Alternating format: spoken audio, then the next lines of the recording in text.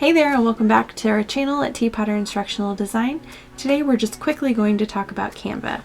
Have you ever encountered the problem where in Canva, when you print, your page numbers or graphics or text gets cut off?